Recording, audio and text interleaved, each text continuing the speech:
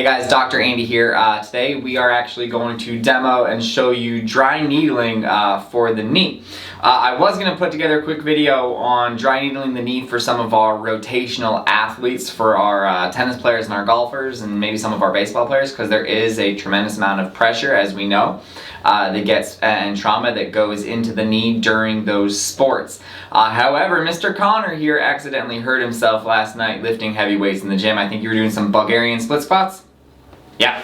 So unfortunately, we were doing some heavy Bulgarian split squats last night, and Connor said that on his very last rep, he felt a pop in his knee, so it's slightly swollen, and there's definitely a good amount of pain, and he's having some difficulty in some walking today with a little bit of a limp, right? So we've already done actually an exam. I made sure that there's no instability issues, so we don't have any kind of rips or tears or anything like that. We probably just, we probably just kind of like maybe a little sprain strain or some kind of tweaked something going on in through there, right? So today I'm just going to show you dry needling for the knee, primarily for a gym injury with no instability problem, right? So we don't have any kind of rips or tears in the ligaments of the tendons of the knee. Obviously, if we've torn something like the ACL, we can help maybe somewhere along the lines, but immediately that is a good candidate for sending you out to the orthopedic surgeon, okay? For dry needling, we're going to focus on the quad, the knee itself, and the joint lines above and below the patella, and also the anterior tibialis muscle down here below. Basically, we're working the entire chain, all right? Again, dry needling, our job is we are trying to kill some pain, and we're going to do that by activating some mechanoreceptors in the knee, but also releases endorphins and enkephalins in the brain, basically your natural opiates, right? But it also speeds up healing, and it does that by increasing blood flow to these areas. Anytime that you lack blood flow, basically you cause ischemia and you're not able to heal. So we want to bring a bunch of blood to this area to help get this injured area as much of the healing chemicals and fibers and proteins that we need. All right.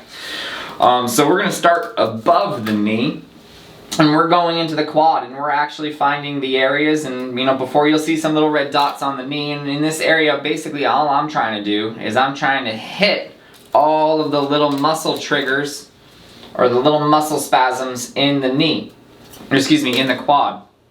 And what's cool about this is that it will actually maybe start to make the muscle twitch a little bit. It actually fatigues out the muscle, and so those spasms end up going away. So it's not just about killing pain and increasing range of motion and increasing healing. We can actually help these muscles relax a little bit, all right?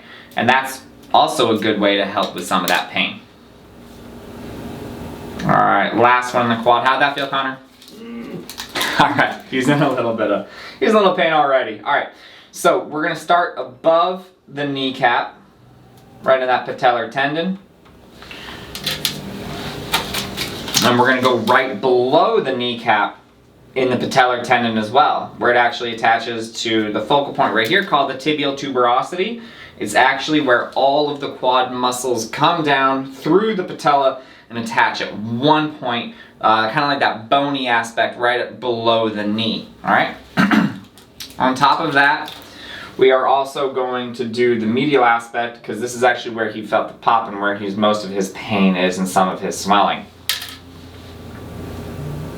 There we go. So we're going to go right in, right below the joint line.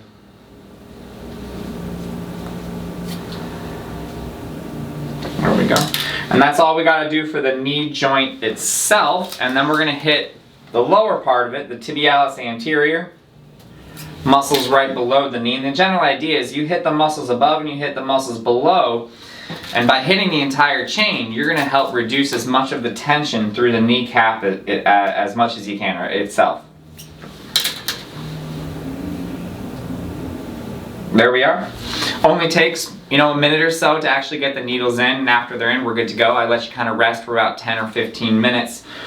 We haven't done any other work on Mr. Connor, so he'll be in here hanging out for the next 15 minutes or so. All right. If you got any questions, you got any knee issues, whether it is you're a tennis player or you are a golfer and you're more into rotation, or if you're lifting heavy at the gym and you feel something in your knee, there's plenty of things that we can do for it as soon as we make sure that we've ruled out some of the major instability issues. Okay. So if you have any questions, always send them my way, and always remember to live with passion and not pain.